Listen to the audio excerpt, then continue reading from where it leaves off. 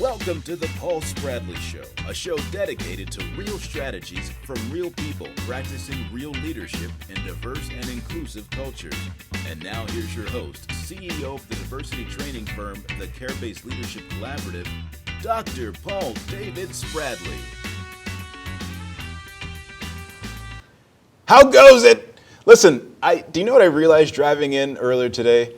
Is that I don't see nearly the amount of hitchhikers that I once did. You ever pick up a hitchhiker? Those were the good old days. Maybe that's why I should have $1,000 idea around picking up hitchhikers again. I've got nothing. I'm just rambling nonsense right now. Welcome to the show. My guest is a longtime supporter of hitchhikers. Wait, no, I'm just joking. My guest is the very talented Dr. Cheryl Hall-Russell. Dr. Hall-Russell has over 20 years in corporate and nonprofit leadership. A few years ago, she launched BW3. We're going to figure out what those letters stand for, and excels as a diversity, equity, and inclusion consultant, speaker, and facilitator. She specializes in cultural audits to prepare companies for the adoption of inclusionary practices. And, on a side note, has one of the most contagious smiles you've ever seen. I love it. For those of you listening, you have to imagine Dr. Hall-Russell's smile. Welcome to the show. Thank you. I'm excited to do it. Thank you for I don't know about that smile, but I'm going to try. It's super contagious. So I might randomly just say, can you just smile real quick? Because it's so contagious. I can't help but, so. Well, the first time that we saw each other, you were walking, and I was like, oh man, we've been trying to connect for a little bit. So I said, Dr. Cheryl. And it felt stalkerish. Stalker, but yeah. you turned around and smiled, and I was like, we're all good. It was all good. Well, thanks. Well, I've been hearing about your work for a while as well, and people trying to connect us. I was like, this guy and I have a lot in common. We need to talk. Finally. Yeah. And now I've got you on the show, so now I'm going to pick your brain about all sorts of stuff. So you've got, I want to start right at maybe a deep space, right? You've been doing diversity, equity, inclusion work for a long time, but since you've been doing this professionally as your career, what do you feel like is the most significant thing that you've learned in this space? People don't understand what diversity, equity, and inclusion is. And let me say, I think it's these concepts are defining themselves. You know, they're getting clearer and clearer in some spaces. But I think one of the challenges with the whole idea of having a DEI professional, a DEI VP, I think all things diversity can scare corporations.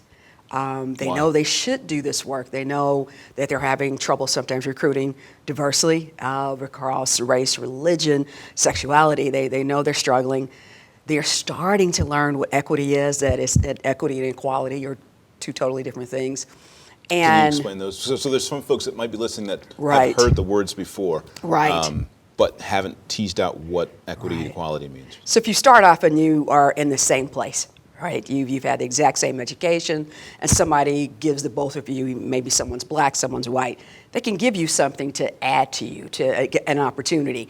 And that's equal, because you started off at the same place. But if that one person did not have the opportunities that the other one did, handing them the same thing is still just going to constantly keep them at different levels. Right. So if you're shooting for equity, you may have to add a few things to get this person's experience up to a level. So then you're talking about equality. But most of us are not starting off at the race line at the same place. And that's a tough concept for corporations to understand because for a long time, they haven't had to. So one of the things that out here is people say, we haven't had to think about this for a long time. It wasn't, and so they'll make the assumption that things weren't broke before. What do you say to that? I don't know if things are broken. I think they're working as they were planned to work, to be inequitable. Wow. And so I think what we're trying to do now is have a real conversation about the fact that we're no longer accepting of an unjust system. And so a lot of this work that I do is around system changes, around people. I love that they're becoming aware and they want to do this work. But when you really sit down and talk about what that work is, it's not just hiring somebody and saying, "Oh, the black and brown problems need to go to you. Please answer this stuff." And we're not comfortable with this, but we've got this person in the back that's going to handle it. That's not what this should look like. Right. And so that really is what drove me and my organization into this culture work. because it gets beyond just a quick fix of DEI. It gets into why your company or your organization is functioning in the way it is. Absolutely. What it values, how those values act out in real life.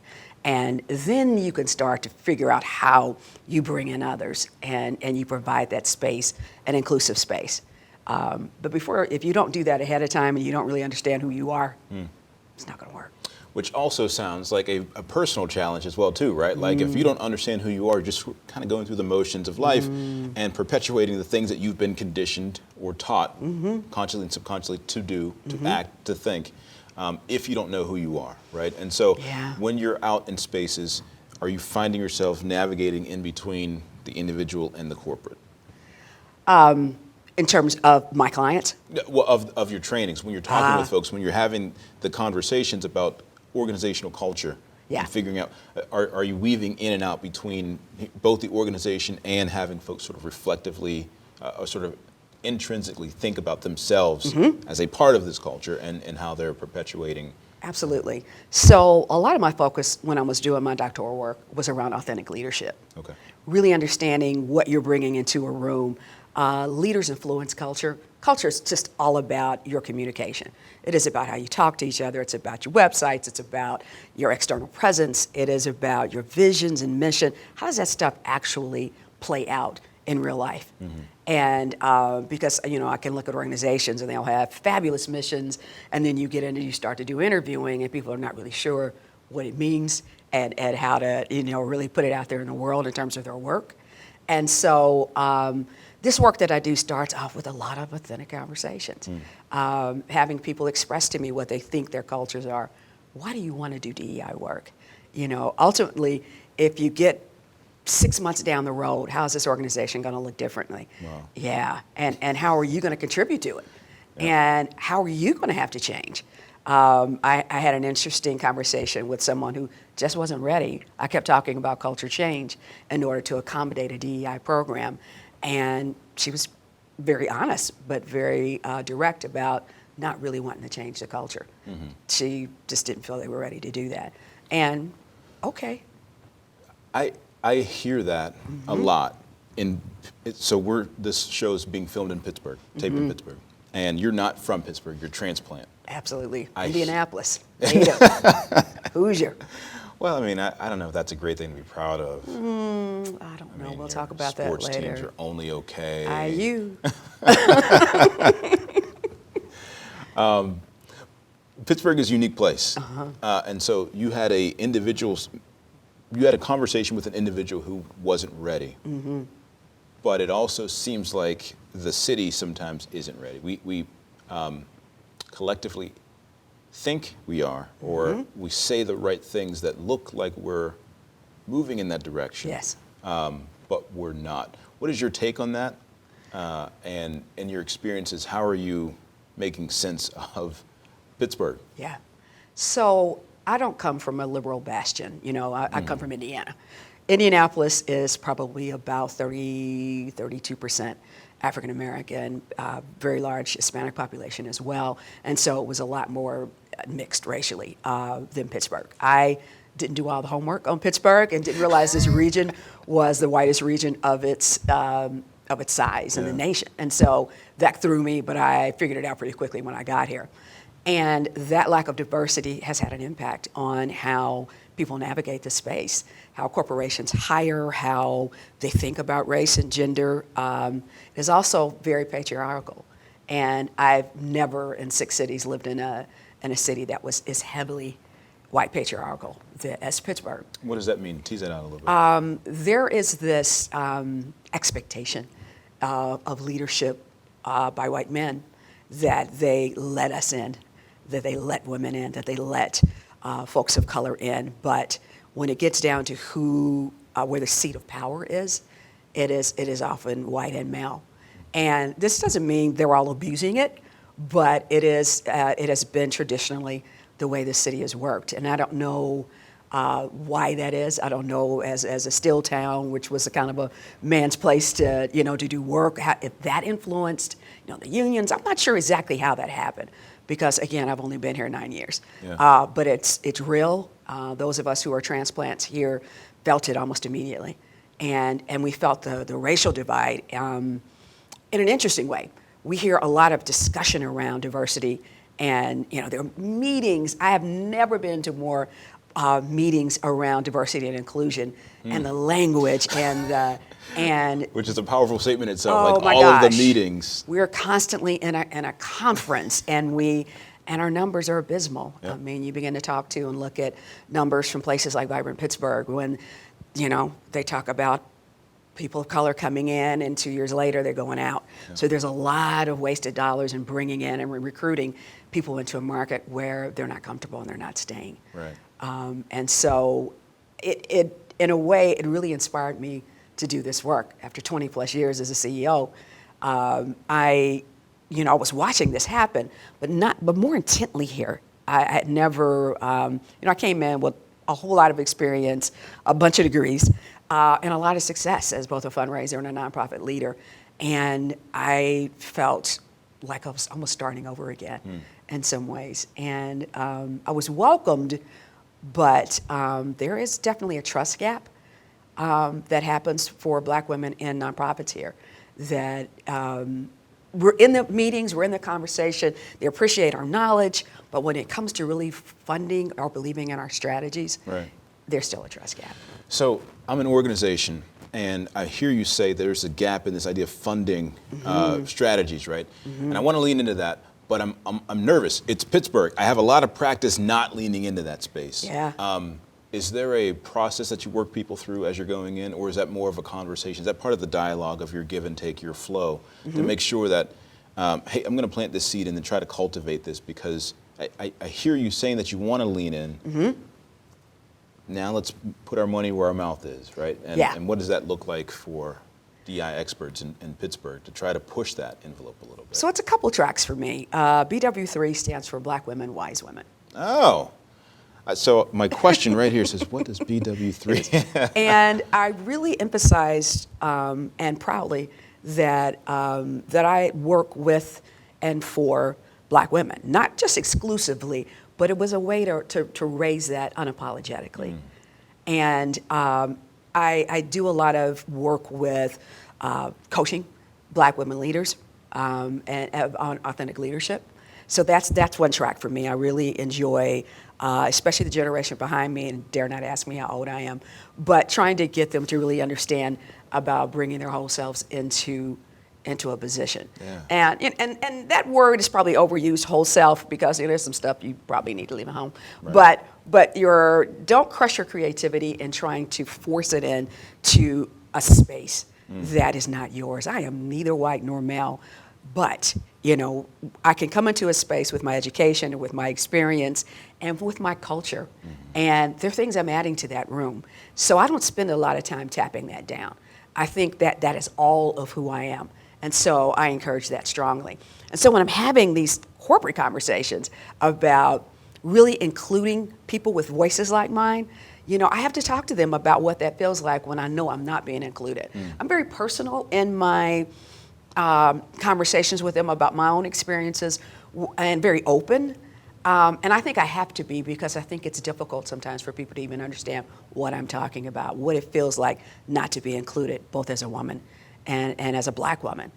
And so, I give them examples of things that have happened. I talk about being in rooms with people who don't have nearly the experience or understanding of things that I am an expert on, and being questioned constantly about my understanding of it, and being overridden by people who have only driven through neighborhoods like the ones that I choose to work in every day. Right. And they will give you their research concepts about what should happen here. And I'm telling you, I'm in here, and I've been here 10 years, and this is what we need.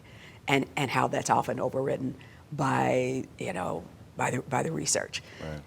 That drove me into the research. At the end of my second year of this type of leadership, I decided I really wanted to go back and get the doctorate to really begin to dive in on these issues around race and leadership and diversity, because I knew I was starting to burn out. as a nonprofit leader. I was starting to get frustrated having that same conversation, that prove me thing. But your resume is stacked. You were killing it in the nonprofit game Yeah. and also in corporate spaces. So you've got a stacked resume, but you're saying that you were feeling the weight of this after so many years of having to. I needed a change. Yeah. And I needed to not only let people know that I get it, I've done this a long time, I've done it successfully, but I've done it with more, I've had to work too hard sometimes on some of the things that should not have mattered as much. And that is in terms of getting people to trust me.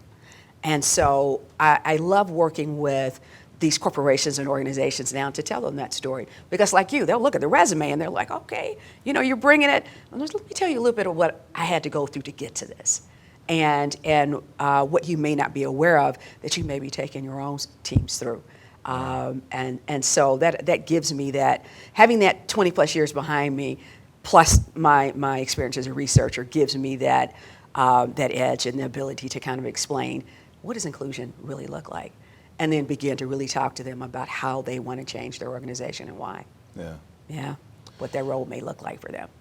You are an outspoken advocate for women and for black women. Absolutely. And why is that so important? So sometimes people will have similar conversations like they did after President Barack Obama was president. Well, like we don't have to talk about race anymore, but like they'll say that the Me Too movement really propelled women. Like, why are we still having these kinds of conversations? And why are you still having these conversations to uplift black women? What would you say to that person who might be wondering in the back of their head, like, what's the why behind that work still? Because I'm not naive. We have not ever reached equity as women of color. Women, period. Women of color continue to lag behind across the board, from how much we're making and in our earnings, to CEO positions in corporations, to the statistics clearly show that we still have a long way to go. And so I wanted to be a part of that education and that fight. I'm the mom of a 17-year-old young woman, and she's going to be stepping into that arena just like her mama did. She watches me with other women of color as we talk about the struggles and the triumphs. And so I wanted to figure out how to do this so that generation behind us understands, and maybe we can break down some of the barriers that they're going to be, that I face continually, that I think are getting in some arenas better, in this last couple of years maybe worse, because of just the general angst of the country around race. But I understand clearly that we still have a huge divide. And I wanted to see how to use my voice and my experience to try to make some mark on that. I just feel very obligated to do that. Not just obligation, I'm very passionate about it. And I just love the work. I laugh about getting a doctorate in me, because I studied African American executive women leaders, and I looked at race and gender and how it impacts them intersectionally. What'd you find in your study? And I looked at coping and resilience. Okay. And some of it was, kind of there's this thing around strong black women, and it makes us almost the mules of the country. Everything is supposed to be able to be put on our shoulders, and our backs continue to be straight, and we should be able to work through all of the things that are thrown at us. And we do, but there's a price. Right. So when I started looking at coping and resilience, that price is often isolation. Isolation and loneliness were the top two words that came out of that research. Man. There's the impact on health. There's the impact on relationships. On the positive side, when they began to talk about coping, the women were talking about, and I was asking them, what would you tell the women coming behind us? They talked about these circles that they form around them, these family circles, these tight girlfriend circles that, where you completely let your hair down, but this outer ring of other black or women of color, this outer professional ring of people that help them navigate these tough spaces. Going to have this meeting tomorrow. This has continually happened. Folks seem intimidated when I come in the room.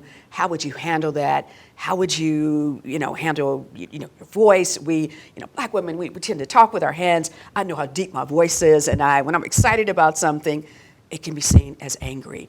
Or, this almost, the way that we are stereotyped can be really difficult. And sometimes we talk through that. This is what I said, this is what they heard. I do a series on that. This is what I said, this is what they heard. That's a lecture I do. Right. And when those women black women are you angry? What are you upset about? Because she's looking intently at something, or she's passionate about something, it becomes anger instead of enthusiasm. Right. If she's weighing in heavily on a topic, it becomes overbearing instead of really being a part of a team that's trying to get to an end. And, we talk a lot about not allowing yourself to buy into those stereotypes because it can shut you down. You find yourself quiet in your hands and trying to do things according to some rules and standards that really were not set for us. Right. And I just don't believe in that anymore. I'm not going to do that anymore. What's your hope for the next generation, right? Because I see your authenticity, and I also see the struggle. You're literally speaking about the struggle of what it means for black women at times to be authentically them in multiple spaces, and then to have to carry this in spaces of loneliness, depression. What is your hope for the future for black women? I'm in the twice as good generation. So we always were told we have to be twice as smart, twice as educated, twice as everything. And I think the research now is saying that twice has been an unnecessary burden.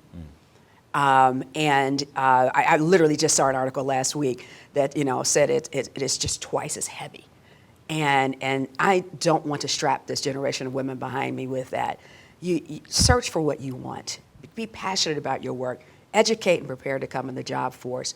But don't apologize for who you are. Don't apologize for the skin, the hair, the passion, and part of my job is to educate employers and organizations that they need to allow that whole black, brown, gay person come in with all of their skills and culture and talent in order to grow a business that, grow business potential. I mean, if you want to make it a bottom line dollar thing, businesses who are diverse do better.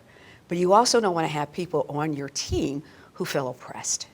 And even though they're not telling you that they feel that way, they're not articulating it, doesn't mean they're not feeling that way. Yeah. And we often just have been told to quietly not respond to that, figure out another way around it, help somebody, There was a time when I was fundraising and, behind the scenes, we would say to each other, better get a blue-eyed white male to go with you for certain asks because they're not going to trust you. They're going to look at him and feel everything's going to be okay. I will now bring somebody if I feel that they're necessary to the conversation, but I'm not going to sell myself short like that anymore. Yeah, and I hope this next generation behind me will not do that anymore. Man, I feel like you need to have a book. I'm actually working on it. There we go. See, tell me about the book. So there's this concept of shifting.